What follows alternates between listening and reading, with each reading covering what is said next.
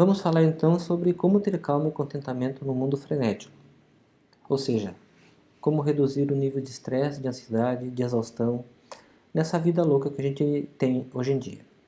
Eu sou Gilberto Susba, sou fundador da Vida Magni, uma empresa que tem o propósito de adicionar qualidade de vida no trabalho e na vida dos brasileiros.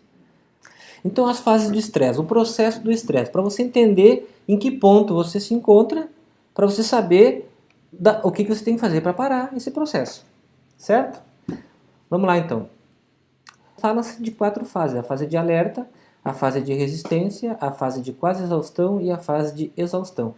Antigamente, no início dos estudos, se falava em 3 fases: alerta, resistência e exaustão. Agora estão se trabalhando com 4 fases. O que acontece em cada uma dessas fases, para você entender e saber lidar com isso? Bom, se está numa situação normal, digamos que o normal seja o centro, uma situação de quietude, de repouso, de serenidade, de tranquilidade, de calma, de concentração. Acontece alguma coisa, você fica em estado de alerta. Isso produz uma aceleração, porque entra uma descarga de adrenalina na corrente sanguínea e você fica no estado de alerta. Isso é bom porque te prepara para agir, te coloca em condições de atuar. E aí, o que você vai fazer? Você vai atuar. E isso vai te levar para a próxima fase, que é uma fase onde vai correr o processo de adaptação. Houve uma mudança, houve um estímulo, houve uma necessidade, e você vai fazer um processo para se adaptar a essa mudança, a essa situação. Se você conseguir se adaptar rapidamente, de maneira natural, beleza. Você vai retomar você se mantém, fazendo isso você se mantém nos níveis normais de ansiedade, de estresse. O que acontece quando a pessoa não consegue se adaptar? Ela começa a se desgastar e começa a surgir uma preocupação. Então isso aqui é, digamos assim, a fase inicial do processo. Ela começa com uma aceleração e um período de adaptação. O que acontece nessa fase de adaptação?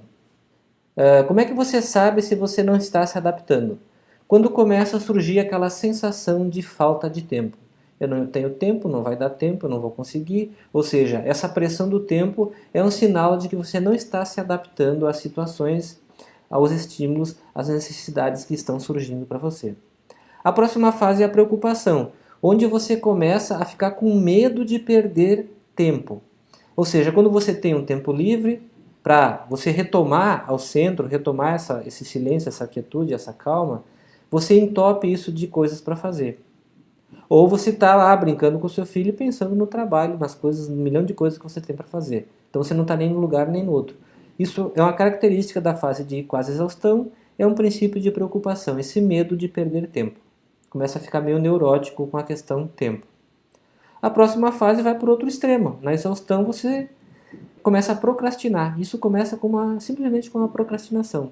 Você tem aquele monte de coisa para fazer, mas não tem ânimo. Está ali, depois eu faço, vai adiando, vai adiando, vai adiando.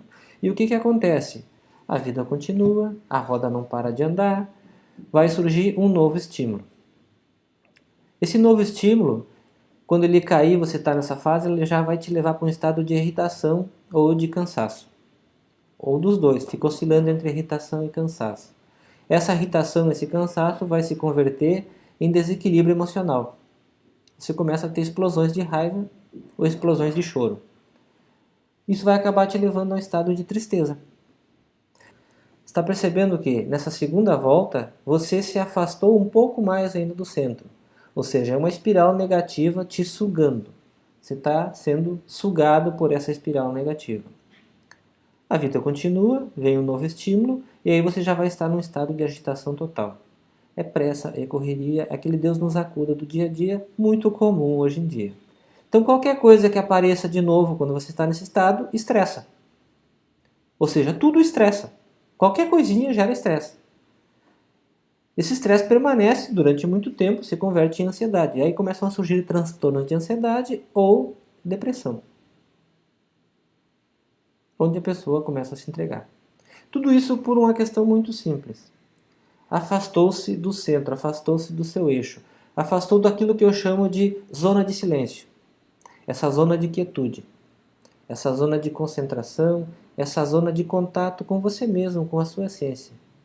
É preciso um tempo para você.